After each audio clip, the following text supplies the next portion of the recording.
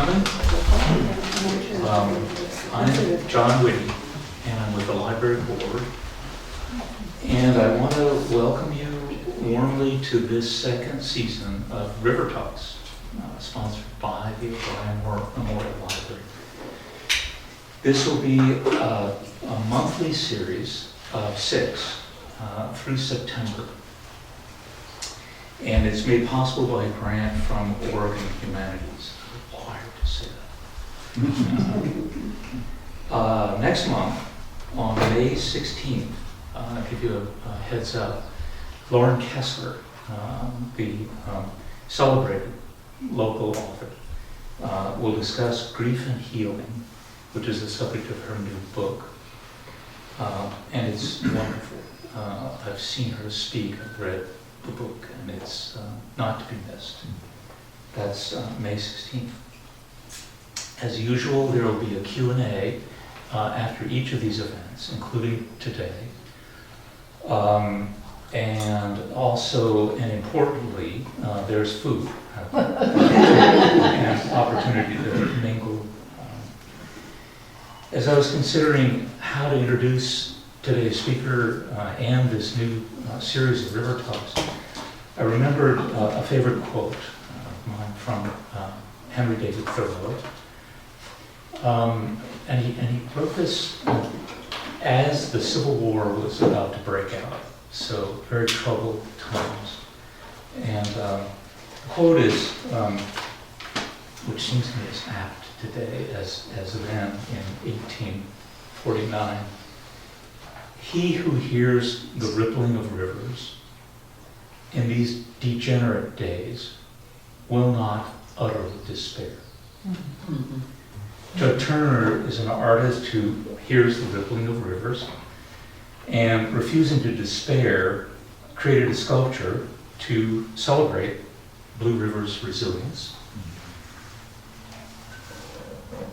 The Blue River, we call it the Blue River Phoenix, because I don't know Latin, but the Latin is Viribus. It is interesting, meaning strength. And it's made from charred materials salvaged from the fire, showing how beauty can emerge from ashes, and how Blue River is being reborn. After his presentation, Judd has agreed to walk up the road, a block or two, to Viribus with anyone interested, and answer your questions about it. It's a pleasure to welcome its creator, Judd Turner.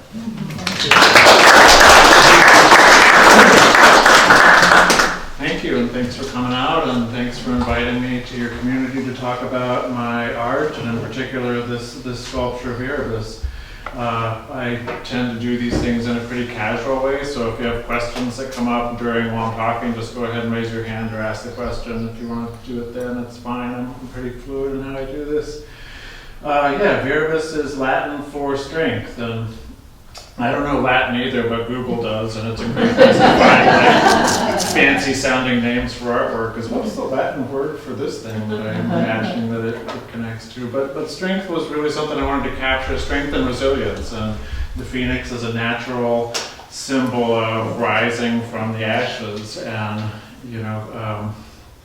community is such a valuable part of humanity, and it's so challenging. I mean, community is ever changing, and we rely on it and we depend on it, and sometimes we get screwed over by it, but we still have to be part of community. And for a community to go through something like this incredibly terrible fire and experience the loss and the coming together to rebuild, and then the fire was just the beginning of y'all's trauma, the insurance process and the county permitting and people leaving, just the layers upon layers of challenge and difficulty that were a part of this story and are continuing, is really, it's a big, heavy thing, and where art can come in and bring people together and provide hope and symbolism, I think, is one of art's most valuable roles, and it's one of the things that I really value about the possibilities of public art. I'm just going to hit my timer so that I know how long I've been talking to you all. So this is Viribus. This is me with the materials that I most like to work with. Scrap metal, repurposing things. I love, yes. Is that your yard? I wish. This is a scrap metal pile near my studio, and the thing about piles like this is like all the good stuff is way up there on the pile. It's just completely dangerous to go try to get it. So most of the time it's a little more organized, but it makes a dramatic picture. This is me at work in my studio. I do welded steel, so found objects, often steel or metal materials, are my bread and butter. I love working with them. I love the recycled element of pulling things from the waste stream and giving them a new purpose or identity through art, and they're cheap. It's not like, making bronze sculpture or some of the other mediums are quite expensive. Repurposing scrap metal is cheap. And you get some really cool photos with sparks and fire and all those kinds of things. So I love what I do. This I'll show you some of my previous work, and just to help familiarize you with what I do. This is hi, welcome, come on in. So, Hi. this is a Columbia mammoth skeleton that I got commissioned to do in 2012. It's for a museum in Moses Lake, Washington, and here it is in the museum. And they asked me to do a full-size Columbia mammoth skeleton out of agricultural equipment. It's in an area of central Washington where agriculture and farming is the mainstay. And they had unearthed the mammoth skeleton in the 50s, so this was a symbol of their community that they asked me to create for a museum of natural history and art. This is a sculpture of mine in Eugene at the University of Oregon, right at the edge of campus there. It's about 18 feet tall. It's a great blue heron, species I love and I've used as a subject matter many, many times. I love that. Every time we go down, I look for that. So the found object element of this was using bicycle pieces, like these are forks from the front of a bike and gears from motorcycles and cars. I'm just thinking of the transportation that goes by on this busy, busy street and creating a heron out of that. And then probably one of the coolest parts is that the city of Eugene had redone and repaved this intersection, and they pulled trolley track out of there from the early 1900s, and so they had saved and gave me trolley tracks to use as the legs. So this super strong, historic, meaningful piece, and that's one of my favorite parts about using found objects, is just when the objects weave back into the meaning and the identity of the piece. A great story about this is I got a call from a guy, and he had been walking this corner and he began having a severe headache, medical emergency, and it turns out he was having a stroke. So he called 911 and they said, "Where are you?" And he said, "I can't read the street signs. My brain is not working right, but I'm by that big blue bird on the corner." He said, "We know where that is." And they gave me a big truck. So public art literally creates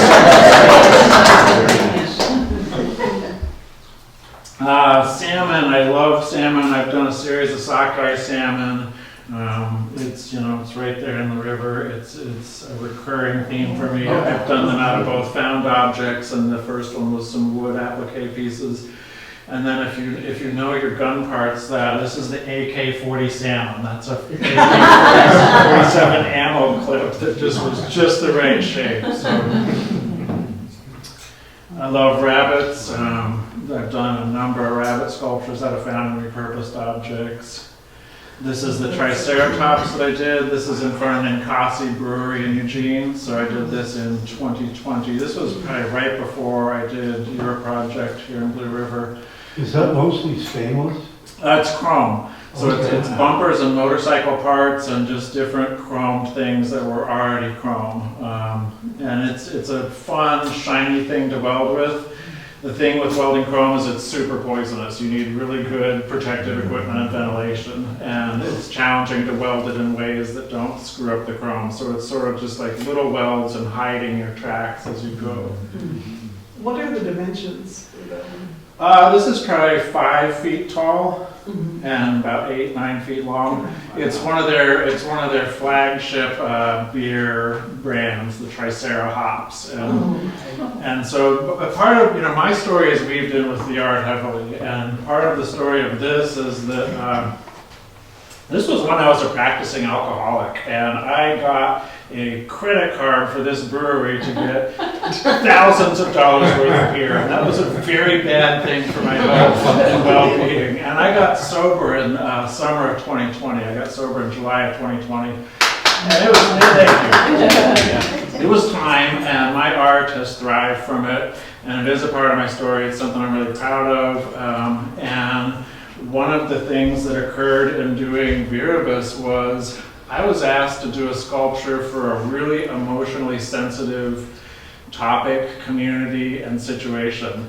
And to go into this situation clear-headed and sober and fully present was really important. And the previous version of me, not sober, I wouldn't have been as present as I felt like I needed to be. And so when I first started in this project and having contact with people, I was about 4 or 5 months sober, and it was really apparent to me how important that was. So that's a part of the story also. Can I add to that? Sure. My mom's currently in the hospital, and she's not doing well. Oh, I'm sorry. Send her our good wishes and prayers. Thanks for being here today. Thanks for sharing. This is a great blue heron. I mentioned how much I love doing herons. This one is at the Willamette River in Eugene. It's also car parts, motorcycle parts, and I love the different ways that it looks depending on the time of day or night. People take pictures of it and send me pictures all the time of that in different conditions. So this is the beginning of my connection to Blue River.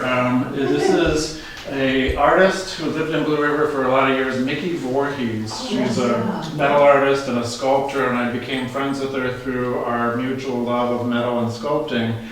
And Mickey commissioned me to do a Cheshire Cat for her property. And so in June of 2020, I delivered a Cheshire Cat and put it on this old car in her yard. And she had this beautiful property. It was where her sculpture studio was. They had been there for 30 years. Again, she does the same kind of sculpture that I do, found objects and metalwork. Really cool connection, and really cool to be asked to do a project for her. This was her house, similar to that era. So they had been there for a lot of years. And so then, this is Mickey's house in September of 2020. So her house burned to the ground. She was safe, her 4 cats were safe, but everything was burned. And Mickey is one of the residents who chose not to rebuild here. Mickey moved to Nevada and has just not chosen to continue yet. Did you get to see your cat after the fire? I did. Was it cool? Oh, wow. It's as if I paid you to ask that question. So somehow the cat survived the fire, and I mean the weirdest thing, like the cat's teeth were made out of old piano keys. So they were wood with acrylic facing, plastic facing, and so the plastic like melted in the heat, and it just gives the cat this sort of wicked foaming But I couldn't believe, like with how badly everything else burned, that the cat came out okay. It always returns to you. Yeah. This is just a shot in Eugene from my backyard, about a day after the fires were happening. This is the ash that collected on my vehicle. I mean, it rained ash, miles and miles away. It was, Those are our houses. Yeah, right. So in November, December of 2020, after the fire, I got a call from a person Kelly Johnson, who was the head of the Arts and Business Alliance of Eugene, and she was connected to the Mackenzie River Development Council, Love for Lane County, and a few other agencies that were working on the rebuild and sort of how do we bring community back together. And they said, we know that you do found object art with metal stuff, and we are going through cleaning up properties and businesses and salvaging. And we think it might be really cool if you could do a sculpture for the community. And we have some private donation, anonymous donation to fund the cost of a sculpture for the community. And I was really honored and intimidated by that request. It was still such a heavy thing, and I didn't want to come from outside of your community and like tell you, I'm gonna make some pretty art for you guys and cheer you up. I mean, I wanted to be really sensitive to what you're going through and not use any resources that were needed for the immediacy of cleaning up and taking care of each other. And so I said I would do it, but with really kind of careful considerations and delicacy around how to do it. And they were very understanding of that. So let's see.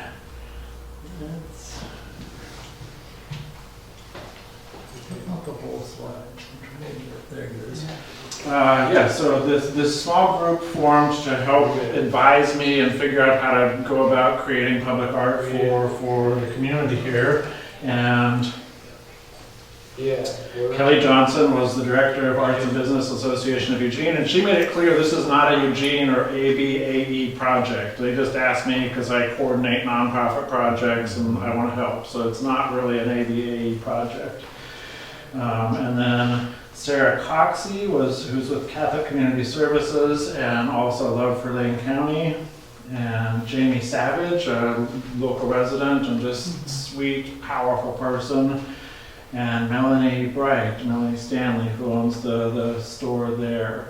And I first met her when we came up to kind of start touring around and looking at stuff, and here's this woman walking around in beach flip-flops and shorts and just telling me, you know, who's who and who lost what and where it is.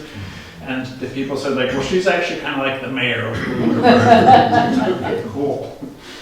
And then a guy named Nico Smart, who's a videographer and did a couple of little video diaries of the area. And I don't know how he connected to the project. He was cooler than all of us. And he was just this kind of like young videographer guy who's since moved to LA, but he did some nice pieces around it. And then input from people who, you know, were willing to let me walk through their property and collect the items that I found for the sculpture. So a lot of community input, which was super important. The idea was to use scrap metal to create something positive rising out of something terrible. So that was just sort of the starting point. The Phoenix design really became like the apparent subject matter pretty quickly in the process. Great symbol, everybody kind of rallied on that idea. And wanting it to symbolize strength and resilience of the community. All the materials were donated with owner permission, and I was guided through properties by either the people who owned it or people who had authorization to do that. And it was funded through an anonymous donation. So one of my early concerns was we can't take resources from where they're needed. And I don't know who donated it here. If you're here today and it was you, thank you. To this day, I don't know who donated the funds to cover the sculpture that's in your community. So this was just the sketch of the first idea. I mean, I'm not a real good drawer. There's a reason that I do sculpture. And so this was my sketch to show the committee, here's the idea of, you know, about the size and idea of what I'll do. It kind of looks like a duck, but you know, it's just not my thing. But here's a version of a phoenix that I had done, much smaller scale. So this is why I sculpt and don't draw, because I can do this instead of the duck drawing. And this is what I used to sort of say, let's do something like this, really dramatic, rising, powerful wings, and that was where we started. So the next step was going through and collecting the materials that would be the salvaged metal to build the sculpture out of. And I mean, it was just chaos to try to dig through these properties and find what you couldn't tell what was what in a lot of cases. This is a guy who had property up a hill a little bit, who had an irrigation business of some kind. This was a thing that I found, a faucet nozzle, or a hose nozzle that I found that I brought with me today. It's right here. Oh. And I'm going to leave this for the library. This is a donation to the library back to your community.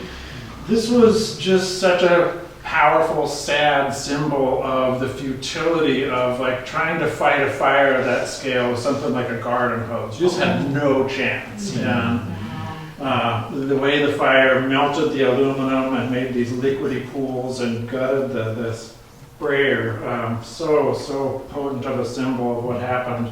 And with found object work, sometimes you find something that is such an object that tells a story all by itself, and you don't need to add anything to it. Anything you'd add to it would only like detract from that potency, and all you can really do is put it in a frame and say, here it is. So that's something I'll leave with you. Here are some of the irrigation barrels. So these were what I used for the feathers and some of the body of Viribus. I needed, kind of curved metal. I needed quite a bit of just sheet metal basically to form the feathers. This was a guy's house right up by the river. I should have tracked names of who people were, but I didn't always get that or write it down. Jamie knew this person quite well. You couldn't even tell what room was what in this property.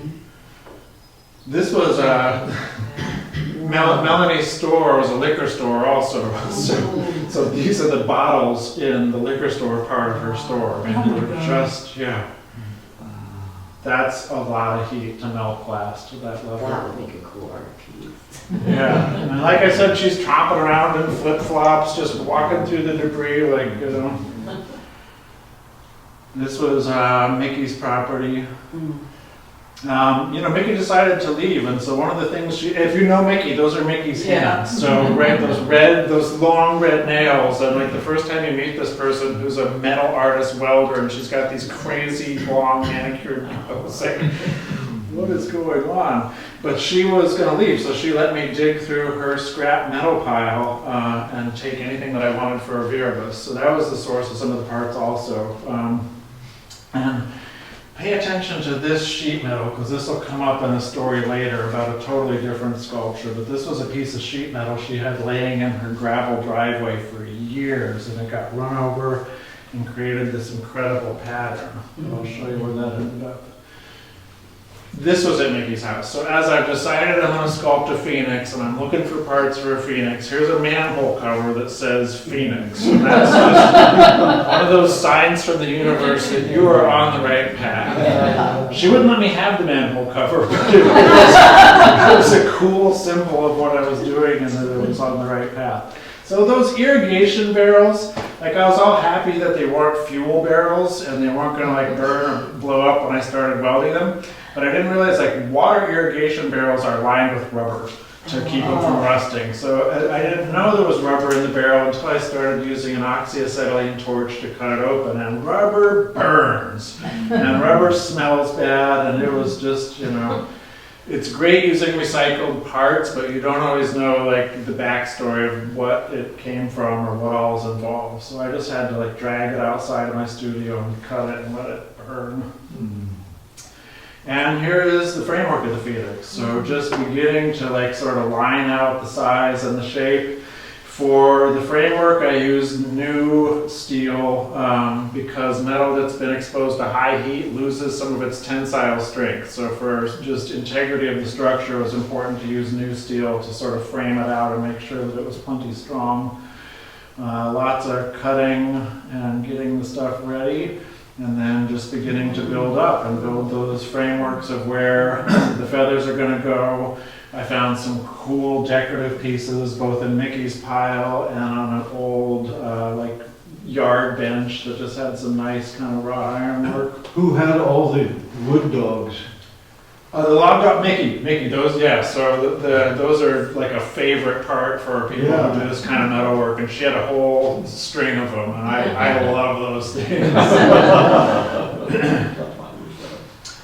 Here's a little more progress on the sculpture, a lot of just grinding and getting things smoothed out after you weld them.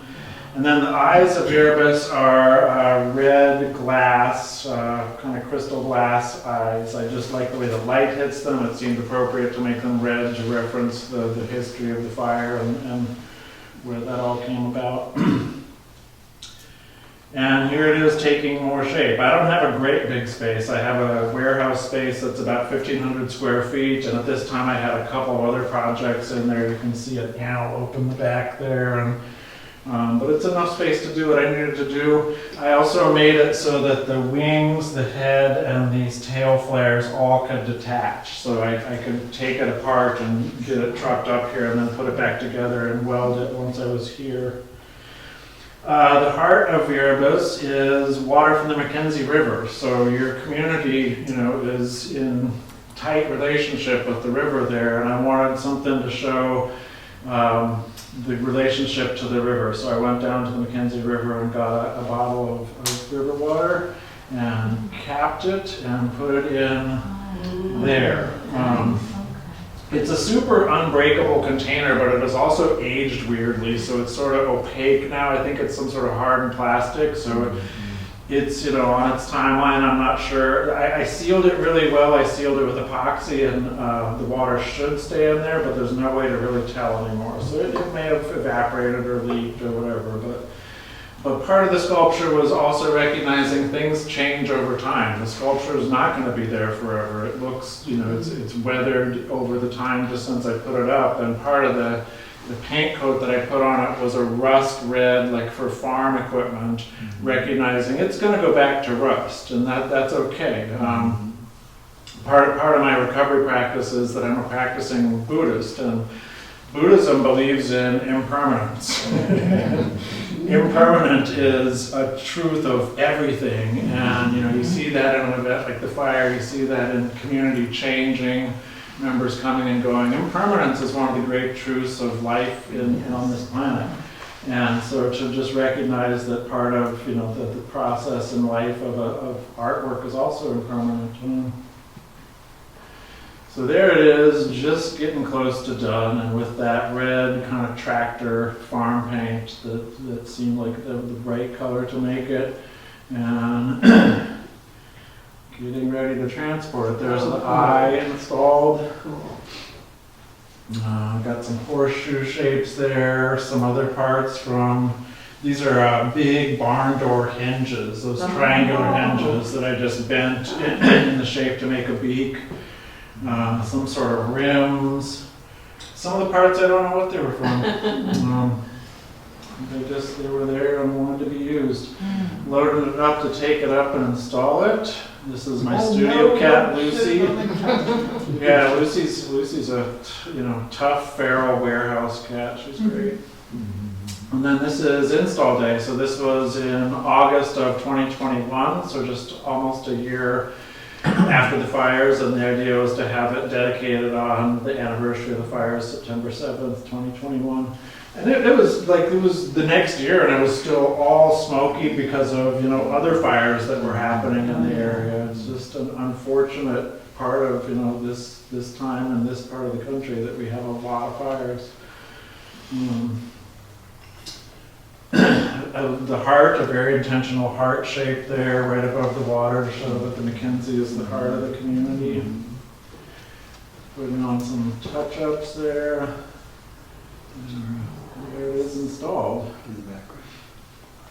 And all the feathers were cut for those tanks? Yes. Yep, all just cut with a gas torch and like little loops at the end, and then I added these sort of blackened bolts on to.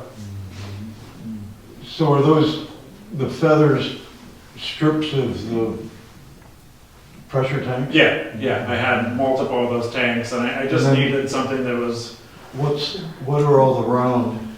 decorative. So I mean, it's welded on there, but I added. It's not like ball bearings or. No, I think that those were bolt heads from like a bucket of bolts kind of thing. Wow. And what about your attachment? When you attach those wings to the body, is it a bolt system? It was like a hollow tube, and then so it dropped down a sleeve. Yeah, so it dropped down into the sleeve, and then I welded it into place. So it's all welded together now, but I needed it to come apart to transport. Oh, yeah. But it was a dry, like August day, and I'm welding here, like next to dry grass. Like, how ironic would it be if I started a fire doing this? So I had a hose and some like water at the ready. Immediately got, connection from people in the community who just felt really happy to see something being rebuilt. It's taken so long for things to rebuild here, and people really enjoyed seeing something like this. And yeah, I've been sent all kinds of pictures of it. It's been decorated multiple times with Christmas lights once when it was snowing. That was super cool looking. And then there's a plaque just acknowledging what was the story of why this is here and telling the history of it, and then acknowledging the group of people who helped to make it happen. Yeah, there it is. I don't know who did that. It was beautiful. Flowers. Yeah. Is that like May Day? I don't remember. It was soon after it was installed. I came up and it was like that. So look at the blue sky there. I got good coverage with the Register Guard and several other media outlets. They were all really covering the different aspects of this fire event, and they wanted something positive to report about it. So they grabbed onto a story like this. And then this is another project that was related to the fire here, and that was a woman named Janet Savage whose family home burned, and their mom's grand piano, treasured family heirloom, was lost in the fire. So she had what's called the heart part of the piano and wanted me to make something out of it, and it's incredibly heavy and it's cast iron and doesn't really want to be welded or drilled, so it was not an easy piece to work with. And I was going to make a heron out of it, and that was my go-to, is let's make a heron. And so I was sort of headed down that track and just mentioned that to her, and she said, oh, no, it needs to still look like a piano.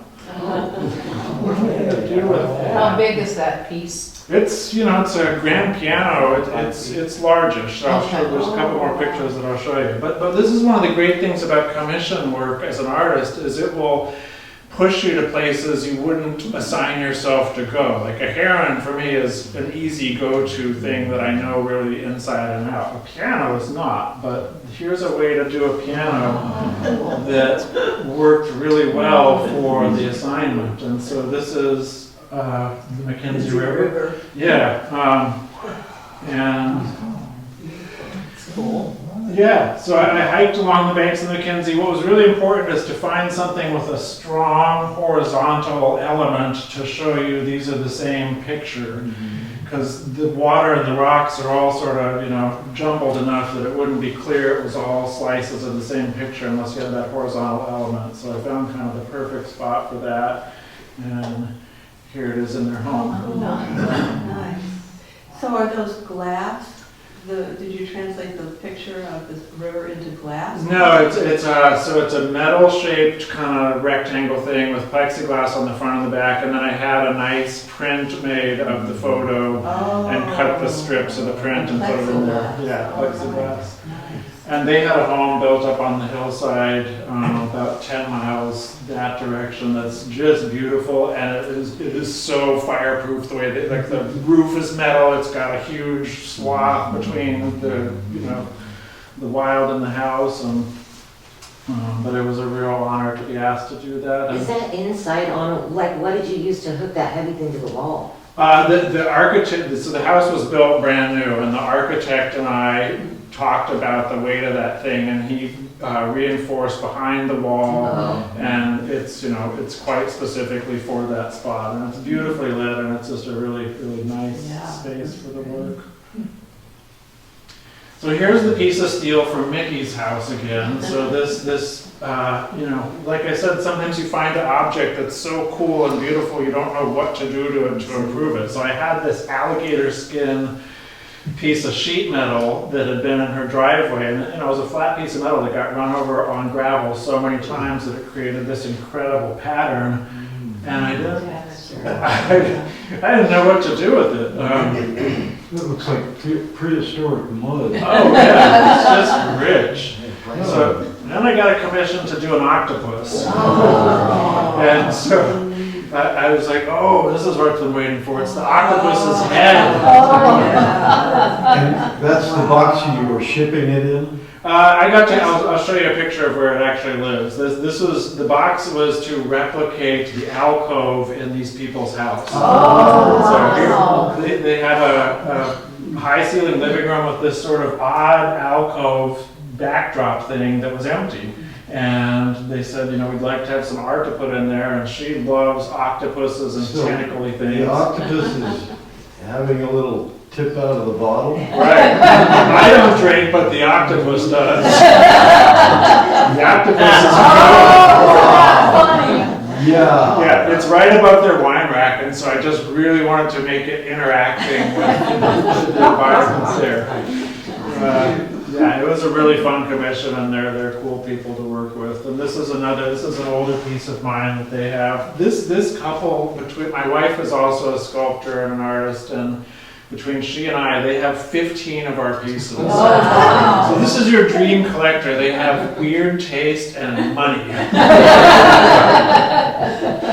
And so the octopus was totally fun to do for them. Look at that. And I don't usually like to paint things, that way, but she has kind of a yellowish living room, and it worked right for the setting that it's in. That's cool. So to have the slowly getting smaller legs, did you cut funnel shapes of sheet metal and then? Good question. I took tubing and cut a slice down, and it got larger and larger, and then closed it back in on itself, and then weld the seam closed, then fill it with sand. So if you bend a piece of tubing that's hollow, if you think about like a paper towel roll, it will just crimp. So if you fill it with sand and then cap it and put the sand in really tight and use a torch and heat, you get nice bends, and you get some really great. Look at the wrinkles. Yeah. So that's just wrinkling the sheet metal tubing, and so much of my stuff has found objects, and pretty much the only found object in this is the stuff on the head, the sheet metal for Mickey's. Everything else was fabricated, including every single one of those little sucker cups. I was cutting out little metal, kind of washer shapes, and using a press to smash them into. Cool. Yeah. This is showing just some other things that I've been up to since Viribus. So this is a public art commission that I installed last September. So this is in Wenatchee, Washington. Part of what Viribus did for me as a professional artist is it's on my resume, and it shows I can work with a community. I can be sensitive to what a community wants and needs to symbolize their community, and for public art, they're looking for that. And so it's really helped me to be able to get the next types of projects that I want to do. And so this is in their main park, and it is a tribute to a guy named John Harmel. So he was the last chief of the Piscoso tribe. And the tribal council and the city wanted to commemorate his presence there. He died in 1937, and there hasn't been a tribal leader since him. The tribe is pretty dispersed all over central Washington now, and the tribe doesn't feel seen. The tribe says, we're still here, and we do not feel seen by the community. And so part of the city and the tribe's way to reinforce their history and presence was to do this public art piece. So they contacted me and said, we want the chief on horseback, and we want it out of found objects, and it looks like that's what you do. So this was a great project to get involved with. Really cool to have the tribe give input into things, like they wanted a coyote there. There were several animals that they wanted depicted in the sculpture, and the coyote is the visible one in this picture, but there's also a salmon and a bear and an owl and a sparrowhawk. So yeah, I installed that in September. How long does it take you to do a project like that? They contacted me with 2.5 years before they wanted it installed. So I went back and I would put it aside for long periods. It's probably 4 months of work. And I mean, part of the thing, I didn't ever want to sculpt horses. Like, I'm afraid of horses. They're big, they're kind of, like, I get nervous, it makes the horse nervous, everybody's nervous, it's not a good thing. And there's artists that are really, really good at horses as a subject matter. It's a huge subject matter in art, and I feel like the world doesn't need more horses, but I kept getting asked to do horses, and I mean, making art is how I pay my mortgage. So it's like, all right, I guess I'm doing horses. So this is the fourth time I've done a full-size horse, and at this point I feel like an enjoyment of the anatomy. Horse people know horses, and if you get the horse wrong, they will tell you. They will tell you exactly what part isn't right. So it felt good to just have comfort with the anatomy and really enjoy doing a horse and then a human figure on there. But it's probably 4 months of solid work. Do you have a picture of the skeleton underneath? I do, but not in this slideshow. I mean, Tell them about the shoes. The shoes. oh yeah, you're right. So I went up to Wenatchee and asked people in the community, if you want to donate parts for this sculpture, like I can include it in the sculpture, and it's a literal tie between community and the artwork that I'm doing for them. And so a family came and said, our family bought the land where the chief lived until he died in 1937, and we have the horseshoes from his horse. And so the horseshoes around both eyes are over 100 years old, and they're from the horse that I was sculpting. So, I mean, that tie between past and present was just so powerful. Incredible donation.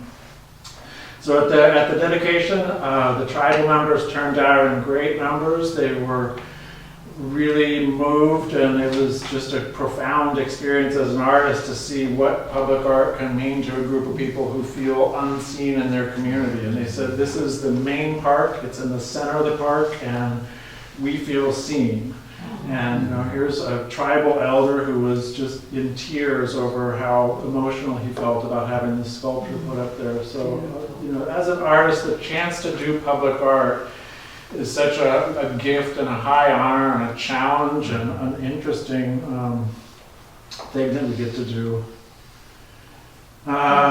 So back in Eugene, next door to our sculpture studio, my wife and I opened a gallery. So if you want to see other artwork that we've done, we have guest artists there regularly. It's called the Oblivion Gallery. I've got cards that give the address. We're basically open every Saturday from 11 to 6 and have rotating art exhibits. This is a piece that I did that's now installed in the lobby of an apartment building in Eugene. So this big wall, there's just always kind of different art things put up.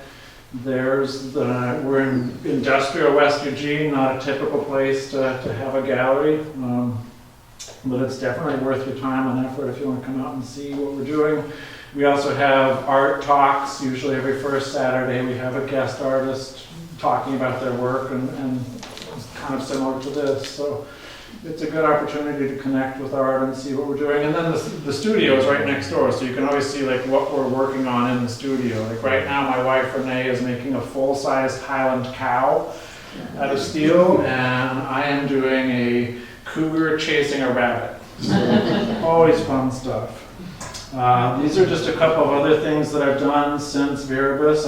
I work in a lot of different styles and mediums that are different ways to express what's interesting and beautiful to me. That's based on Medusa.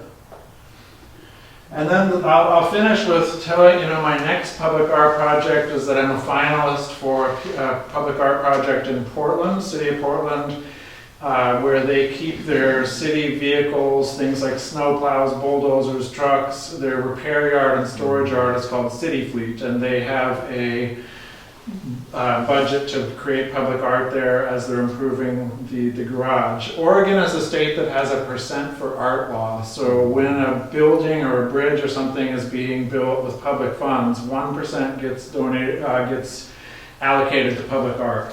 So that's why there's a lot of great public art in public buildings, and the City Fleet Yard falls under that jurisdiction. So I'm proposing a 16-foot long salmon, and what they wanted in this art piece was something that shows the connection of how what they do supports the city. And the City Fleet Yard is at a place called Swan Island, so it's right on the Willamette River. Swan Island is where indigenous people used to fish for salmon. Like I showed you in the beginning, I'm really kind of obsessed with salmon as a sculptural subject, and I want to build one that's 16 feet long out of Core 10 steel. part of their interest in why I'm a finalist is because I use mechanical parts and they work on mechanical things there in the garage. So my materials connect to what they actually do there in the garage. So that's what I've proposed. I would have a line of historical vehicles of the kinds of things that they work on and maintain inside the little portal of the salmon there. And it would be placed there. And I have no idea if I'll get this or not. I just really want to build a great big salmon at a budget that I can't afford. They have $200,000 set aside for the public art for this. So if I get it, I will be able to build a really banging piece. And then the other three artists that are finalists, our work is completely different from each other. You can see why each one of us would make it as a finalist for public art, but I know like, if they don't pick me, they just didn't want a big weird mechanical salmon. They wanted the colorful things that that guy does, and that's fine. So yeah, that's kind of what I'm up to. And both sides, right? Yeah, both sides. Yeah, this is a sidewalk, and this is in like a really industrial part of Portland where there's almost no foot traffic or public traffic. It's not, you know, a place you would expect to find art. A giant salmon. A giant salmon, yes. Cool. Yeah. But who's gonna curve those big pieces of metal? Me. Big form? And Yeah, I mean, just, you know, you can push sheet metal, it'd be 11 gauge steel, so it's got some, you know, strength to it, and you use enough small ones and weld them together. And you know, with that kind of a budget, if I need to buy a new press machine or whatever, the money is there to cover it. So, Cool. Great. Nice. Thank you. thank you.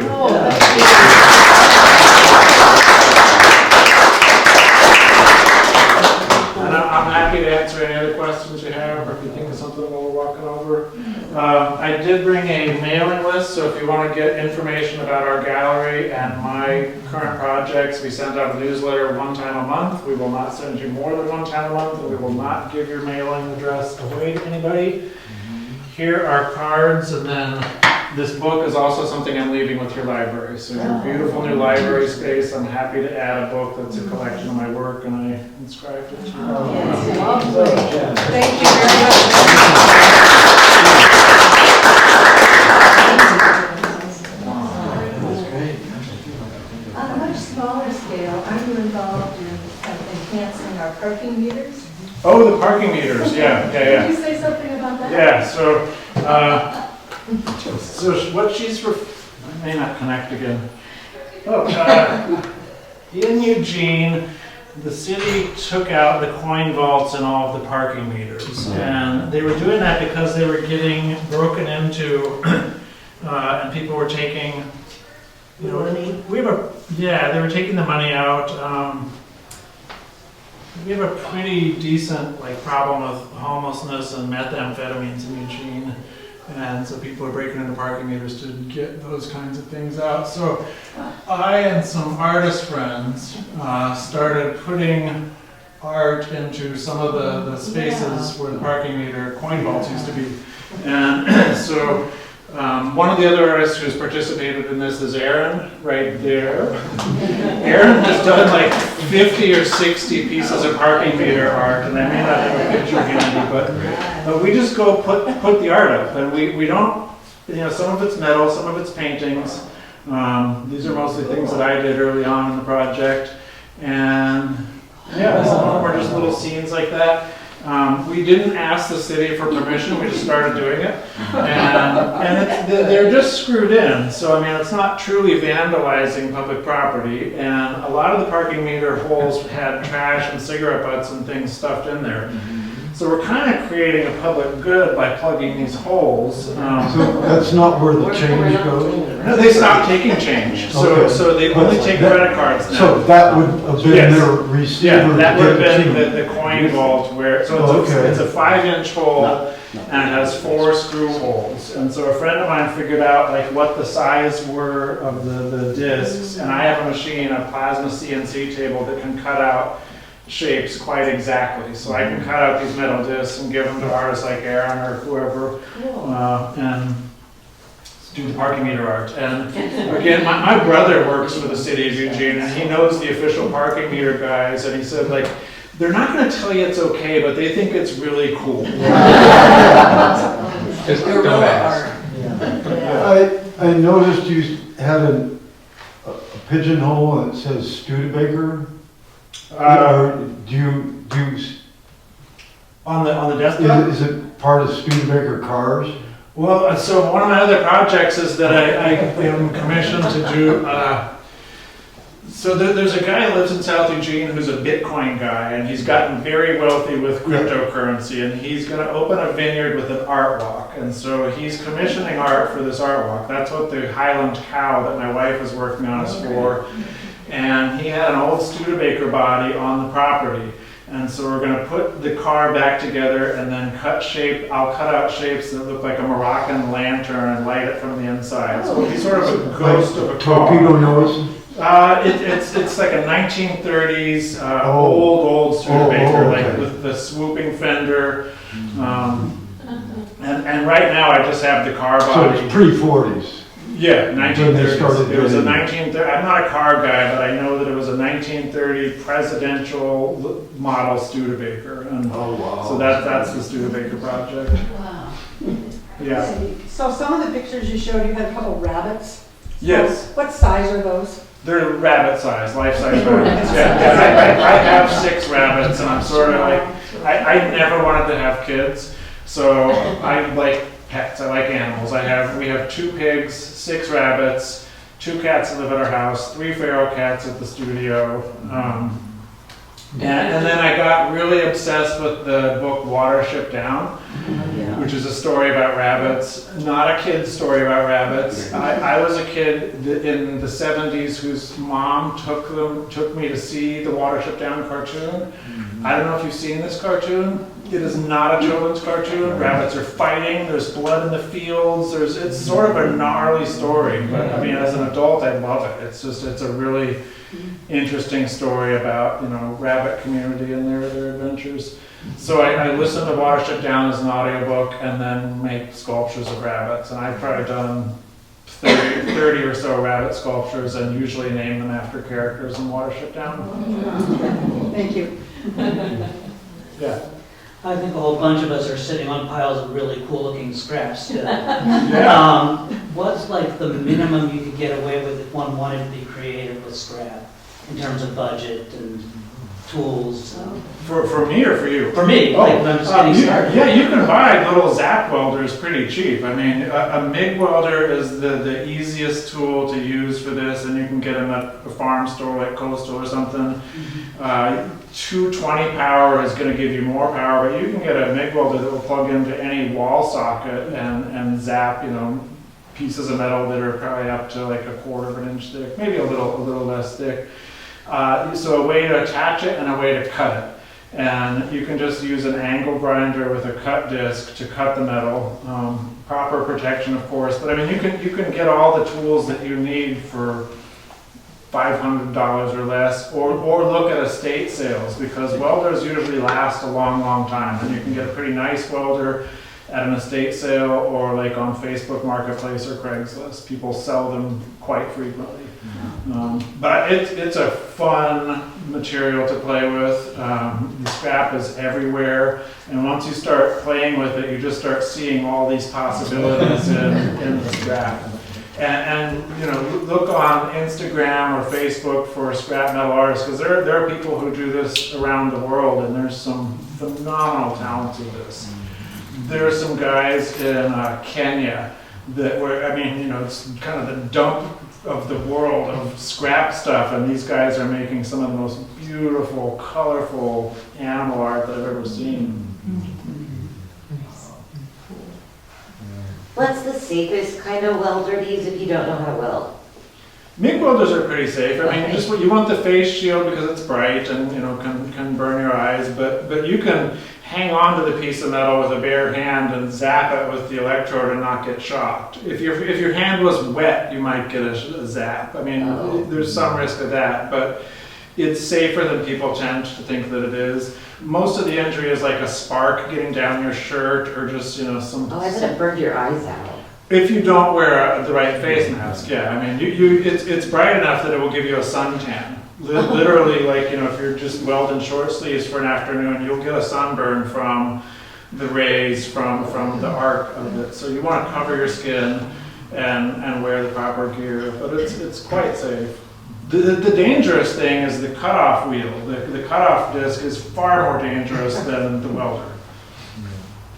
So are you self-taught, or did you take welding classes and then you got sparked by your art? I came in through drawing and painting. So I grew up as a kid building forts and skateboarding and building ramps and breaking stuff for our own fun.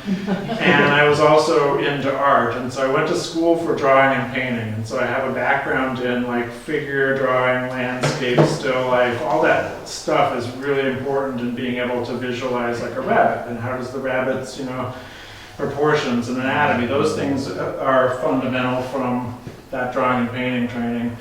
But I got sort of bored with drawing and painting, so I took one welding class at the community college when I was in my mid-20s and just started welding. Because the welding and the sculpture appeals to the let's break stuff for fun, let's start fires for fun. It's got all of those things going for it that were appealing to me when I was 13 years old. So, you know, part of me is still very much 13. Thank you. Wow. Great. Yeah. So when you're looking for equipment and stuff, you mentioned estate sales and stuff. Do many artists go look? Is there a page or something? I have a friend whose husband passed away. He worked for the railroad, but he's got all kinds of stuff in his garage. I mean, it's like a museum and stuff, and plus the tools and stuff. So is there any? We watch for estate sales, and sometimes, you know, there are gold mines like that, and but there's not any special centralized listing that artists are looking at. We just see one and tell each other. Yeah, because a lot of. I'll make the suggestion because she's going like, you know, what am I going to do? Give her my card. I know people. She's gonna call up John. That's what she's gonna do. I know people who will, you know, make a trip to look at an estate like that. Because often guys like that were like hoarders, but it was more well organized. Yes, great. No, we love estate It looks sales like a that. museum. Yes. And you use the tools too. Yeah. You refurbish different things with the tools. So thank you. Yeah, thank you. I'll pass this on. Please do. One last question. Sure. Some of your last pieces, you had like a woman's face coming out at you, right? How did you produce that in metal? It wasn't cast. No, that's 3D printed. Oh. Okay. Yeah, and then covered with a metallic paint. So I mean, it's as I like the designs for the salmon proposal for Portland. So you're using 3D modeling software to be able to show here's what it would look like in front of your building. And that same software is what you use to print 3D printing stuff. So I dreaded learning this technology 5 years ago, and it's not as hard as I thought it was. There's YouTube videos that will explain anything like that, and it's a great resource to be able to print small things for modeling, and then with faux metal finishes, anything can be made to look like it's metal. So, yeah. Great. All right, well, thank you guys. I really appreciate it.